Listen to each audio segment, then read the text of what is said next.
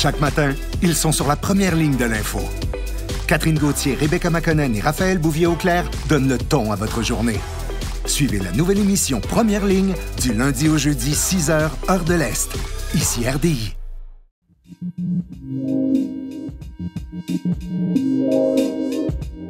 Nous sommes le mercredi 24 septembre. Voici à la une.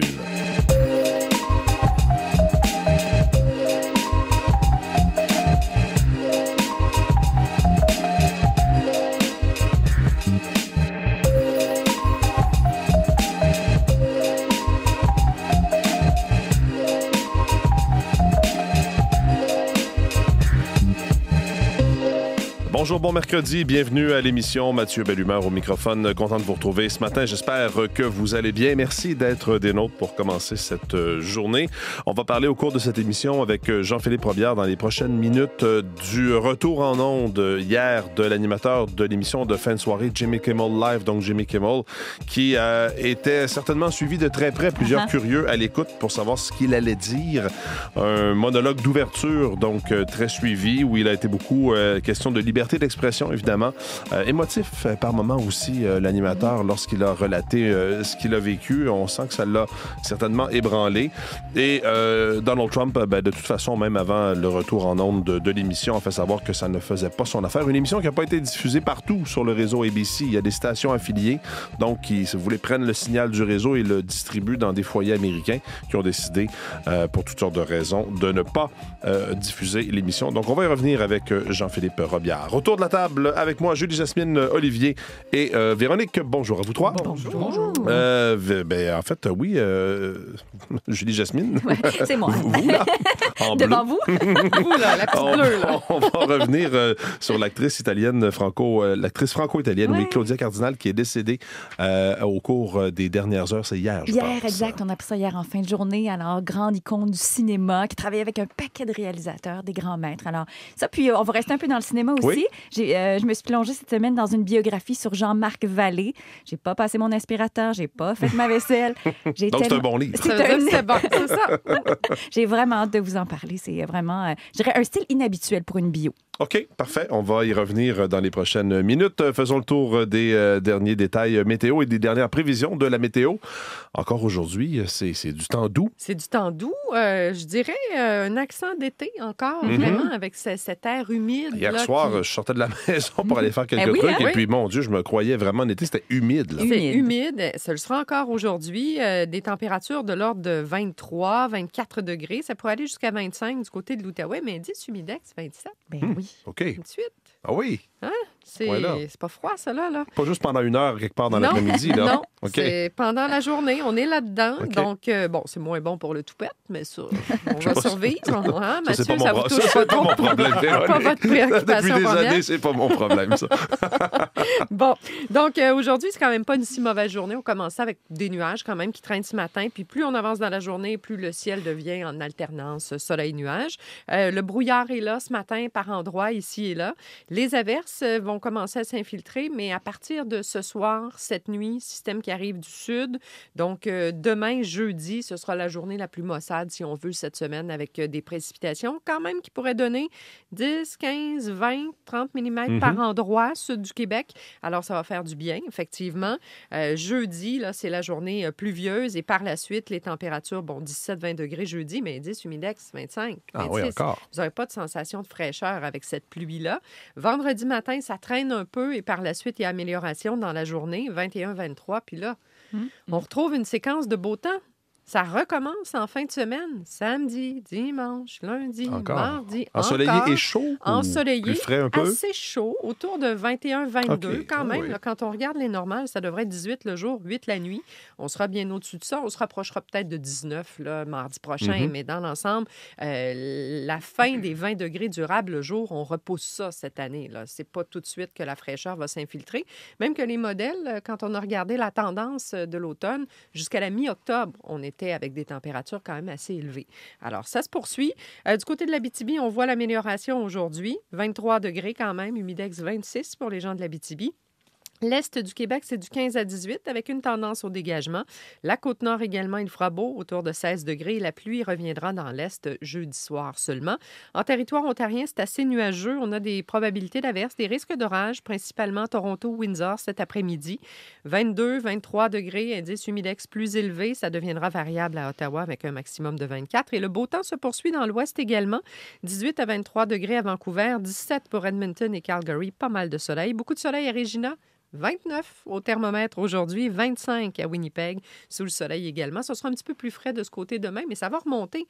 Il y a encore du 25 à venir en début de semaine prochaine. Alors, quand on parlait d'automne à l'accent d'été, là, c'est encore vrai pour les prochains jours. Merci beaucoup, Véronique. Bonne journée. Bonne journée. Olivier est là au sport et on va se parler de cette deuxième partie hors concours pour le Canadien de Montréal devant ses partisans au Centre Bell. Une autre victoire. C'était contre les Flyers hier. Deuxième match en 24 heures pour le Canadien. Ils avaient remporté leur première rencontre en tir de barrage. Ça a été beaucoup moins disputé, il faut le dire, hier contre les Flyers de Philadelphie parce que, entre autres, les gros canons, le premier trio du Canadien de Montréal, formé de Nick Suzuki, Cole Caulfield et Juraj Slavkovski, étaient présents lors du match d'hier. Et ça a apparu. Ah oui. Ça apparaissait tout de suite. C'est incroyable. Ils n'ont pas raté leur première occasion. Donc, 2 buts pour le premier trio hier qui ont vraiment donné le ton. C'est Cole Caulfield, d'ailleurs, qui a marqué le tout premier but de la rencontre dans les premières minutes de la rencontre. Donc, déjà, on sentait qu'il allait avoir une empreinte, qu'ils allaient avoir une empreinte sur ce match. Et les autres joueurs qui ont peut-être retenu l'attention, c'est les deux frères, Florian Xhekaj et Arber Xhekaj, qui ont joué hier tous les deux ce match, un match émotif, bien entendu, pour eux, pour la famille. On a vu la mère, entre autres, dans les gradins, verser quelques larmes. Mm-hmm. Entre autres, lorsque Florian s'est battu, son plus jeune qui s'est battu. Elle avait l'air un peu inquiète après la bataille. Hein? Il a fallu avoir l'approche qui était à côté. Je ne sais pas si c'était une sœur ou une proche de la famille qui a dit non, je pense que c'est correct. On a replacé tout ça. Mais quand même, Florian Xhekaj qui a trouvé le fond du filet en plus de se bagarrer hier. Arber Xhekaj a marqué aussi. Donc, imaginez le portrait dans cette victoire de 4-2. Donc, vraiment une soirée extraordinaire pour eux et pour la famille. Et sinon, pour Martin Saint-Louis, entre autres, on lui a parlé de son premier trio. Et lui, il était très heureux du travail. C'était en phase avec ce qu'il demandait à ses joueurs. Tu sais, je trouve qu'ils ont parti le camp, comment ils ont fini. Tu sais, là. Ils n'attendent pas pour la saison régulière de commencer. Ils ont commencé à l'heure, ça set le ton. Tu sais, c'est des joueurs qui jouent un important rôle, beaucoup de minutes, puis très, très engagés. Ils ont joué un excellent match ce soir.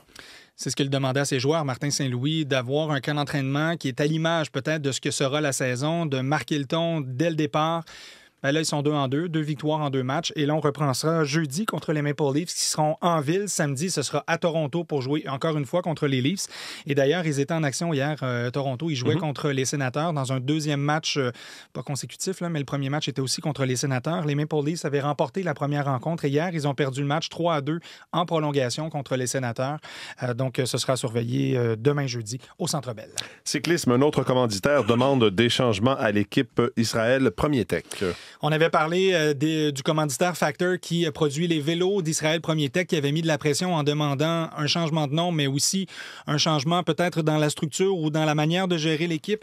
Voilà que Premier Tech, ce commanditaire québécois, commanditaire principal de l'équipe qui est dans le nom de l'équipe d'ailleurs, demande justement ce changement de nom et demande aussi qu'il y ait des travaux faits au sein de la formation. On a parlé de la passion de l'entreprise et de Jean Bélanger, son PDG, pour le cyclisme. On veut demeurer engagé, mais il doit y avoir des changements pour que l'équipe Première Tech demeure au sein de cette formation. Et là, il y a beaucoup de points d'interrogation parce que qu'est-ce que ça signifie un changement de nom? Est-ce que ça veut dire que Sylvain Adams, le propriétaire canadien, israélo-canadien, on pourrait dire, est-ce que lui va demeurer dans l'aventure parce qu'il se targue depuis le début de cette controverse que le nom demeurera intact, qu'Israël sera toujours présent dans ce nom, refusait justement de le retirer. On l'a retiré des maillots, mais qu'en sera-t-il si on retire complètement du nom d'équipe? Est-ce qu'il se retirera? Est-ce que ce sera un changement de propriétaire? Est-ce que ça sonnera la fin de l'équipe? Il y a beaucoup de points d'interrogation depuis cette pression qui est mise par les commanditaires. Et on en glissait un mot hier aussi. C'est l'argent peut-être qui va faire changer d'idée peut-être le propriétaire de cette équipe. Donc vraiment, là, c'est un autre pavé dans la mare. Il reste à voir maintenant quelles seront les répercussions. Merci beaucoup, Olivier. Un plaisir. Bonne journée.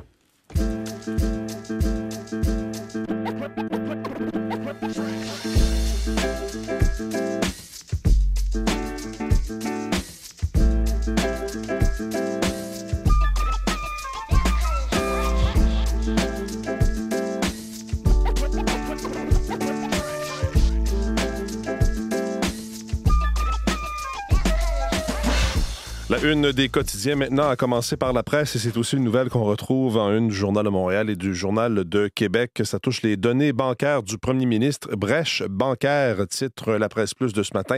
Accès illégal aux données du premier ministre. C'est un employé de la Banque royale du Canada, nous dit la presse, qui travaillait pour le crime organisé, qui a eu accès au profil bancaire du premier ministre du Canada, Mark Carney, mais aussi à celui de son prédécesseur, Justin Trudeau. Donc, cet employé travaillait secrètement, écrivent les journalistes Vincent Larouche et Daniel Renaud dans la presse, travaillait secrètement pour le crime organisé au sein donc d'une succursale de la RBC.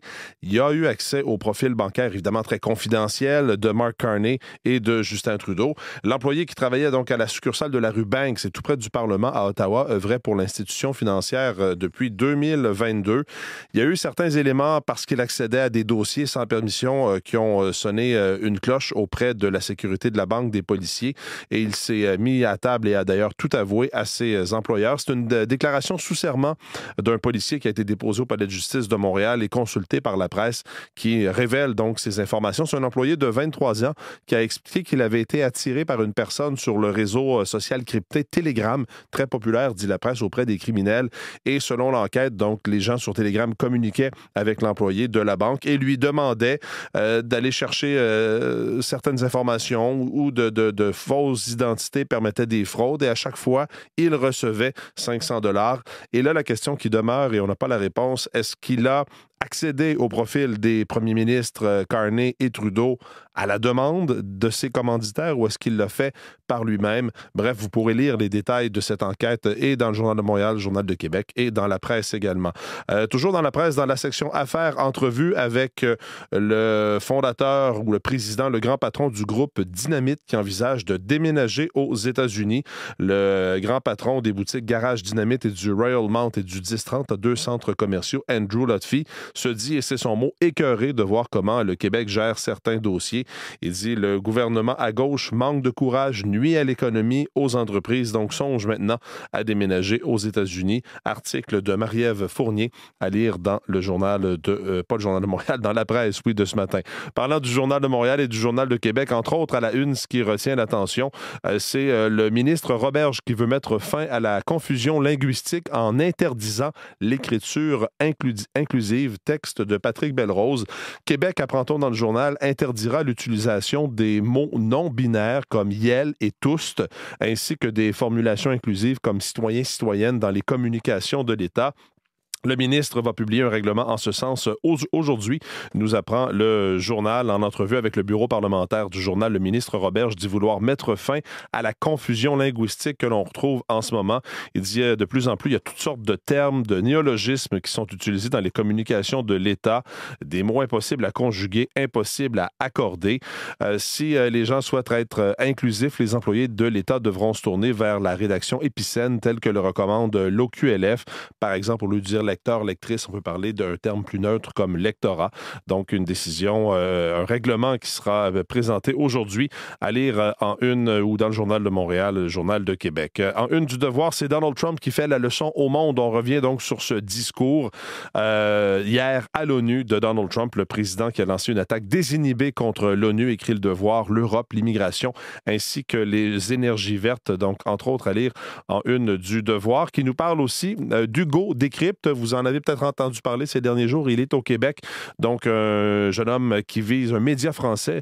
C'est rendu ça parce qu'il plusieurs millions d'abonnés, des employés également, et qui rejoint beaucoup les jeunes, les 15-34 ans. Donc, portraits et entrevues à lire dans le journal de... pas dans le Journal de Montréal, voyons, j'ai de la misère ce matin, dans le Devoir. Le Toronto Star nous parle de la province de l'Ontario qui va mettre un terme à l'utilisation de ces radars photos, même si les policiers les utilisent, même si les recherches démontrent que c'est intéressant pour faire diminuer les vitesses dans certaines zones.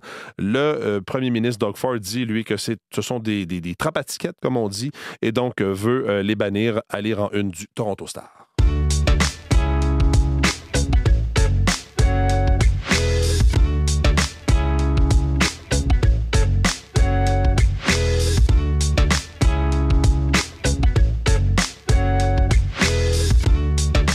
C'est C'était le retour en ondes hier de l'animateur américain de l'émission de fin de soirée, Jimmy Kimmel. Rappelez-vous, il avait été suspendu par le réseau ABC suivant des propos au sujet de la mort de Charlie Kirk. Il a été privé de son micro pendant une semaine. Jean-Philippe Rovière est avec moi en studio. Bonjour Jean-Philippe. Bonjour Mathieu. Donc, il a tenu d'entrée de jeu à clarifier des propos tenus la semaine passée. Oui, dès le début de son émission, il a tenu à clarifier les choses, à expliquer ses propos.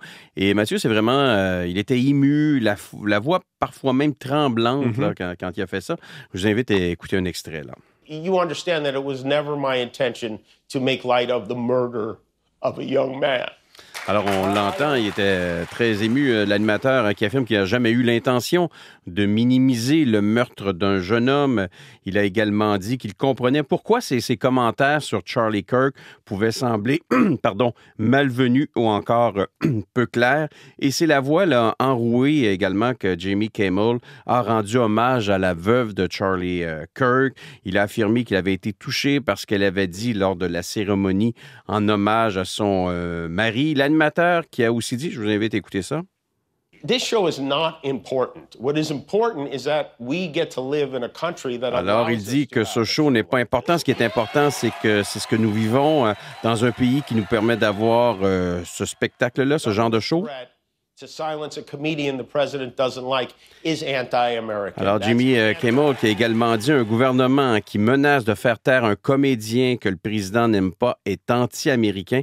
Et selon lui, Donald Trump n'a pas le sens de l'humour. Il est incapable d'accepter une blague là, qui le vise, là, qui le cible. D'ailleurs, Donald Trump a réagi sur son réseau social. Il a dénoncé le retour de l'animateur. Oui, le président américain, on s'en souvient, qui avait salué la suspension de l'animateur. Il avait même parlé à ce moment-là, vous en souvenez, Mathieu, d'une grande nouvelle pour l'Amérique. Il avait également appelé à ce moment-là à retirer des ondes d'autres animateurs comme Jimmy Kimmel, qu'il critique en ondes. Il avait aussi également évoqué l'idée de retirer la licence des chaînes qui critiquent son administration. Alors, avant même le début de l'émission, là, il a réagi, il l'a fait rapidement, comme il le fait habituellement sur son réseau social, et a accusé ABC, je le cite, de diffuser à 99% des conneries positives pour les démocrates et Jimmy Kimmel d'être un bras droit du comité national démocrate.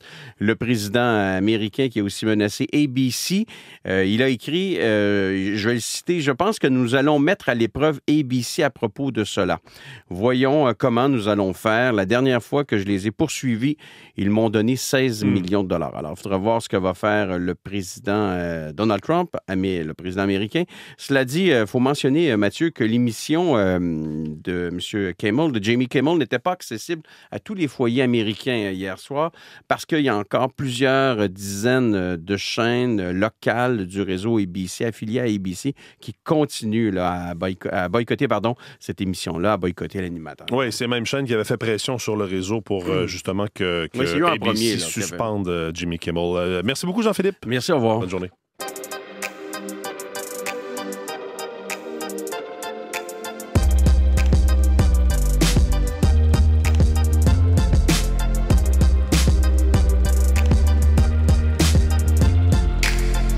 Julie Jasmine est de retour en studio avec nous. Revenons donc sur le décès, Julie Jasmine, de l'actrice franco-italienne Claudia Cardinal, décédée hier à l'âge de 87 ans. Une icône du cinéma des années 60, des années 70, connue pour sa beauté, sa grâce, entre autres.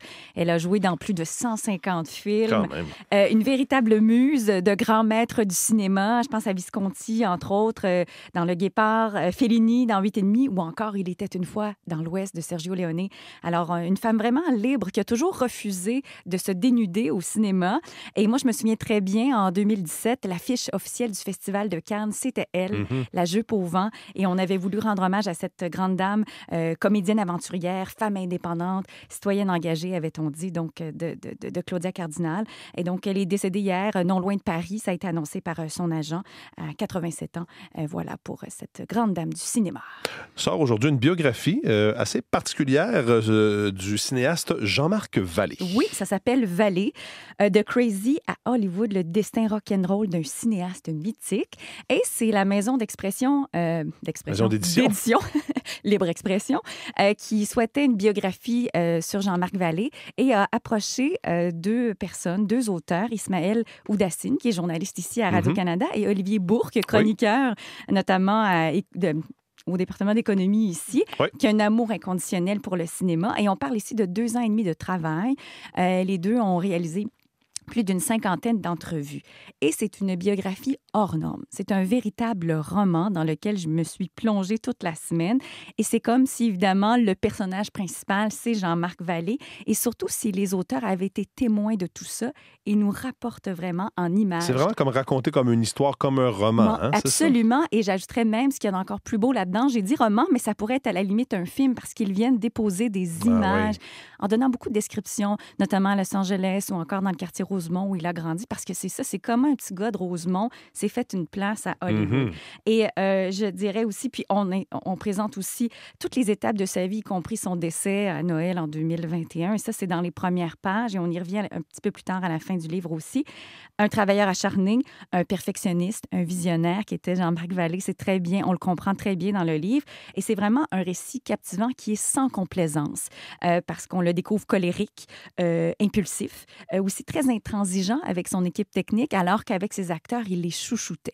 Alors, et on est aussi un pied dans l'intime parce qu'on comprend que sa carrière a tellement pris de place qu'il en restait très peu pour sa famille, dont ses enfants d'ailleurs, et son ex-conjointe Chantal Cadieux aussi, qui est dans le milieu de la télé. Alors voilà, alors c'est raconté avec justesse et je trouve que c'est très habile la façon dont c'est présenté. Ça sort aujourd'hui, Vallée, biographie de Jean-Marc Vallée. C'est de 320 quelques pages à peu près. OK, bien bravo à nos deux collègues parce que c'est pas évident. C'est quand même un personnage important de notre histoire cinématographique et de faire ça comme ça. Bravo. Et à lire, ça m'a vraiment... En tout cas, votre critique, ça m'a donné le goût de me plonger là-dedans. Patrick Watson, lui, en musique, lance un 8e album. Ça sort officiellement vendredi. Et moi, cette voix-là, Mathieu, après 20 ans, me fait autant d'effet. Cela dit, parlant de cette voix-là, il l'a perdu. Il y a 3 ans, pendant 3 mois, il n'y a plus un son qui sortait. Ouais, c'est ça. Alors, et de cette malheureuse et stressante situation, ça lui a donné toute l'inspiration de ce disque. She strangely spoke French to me.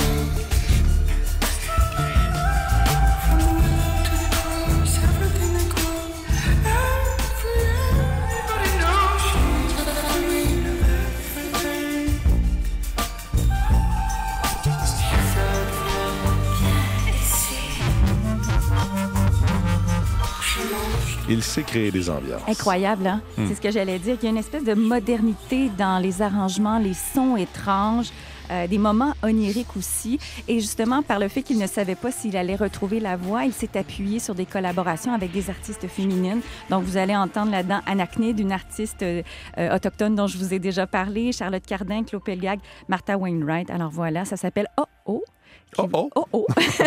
Oui, parce que c'est un peu l'espèce d'effet de stupéfaction par rapport à la perte de sa voix. Donc, voilà.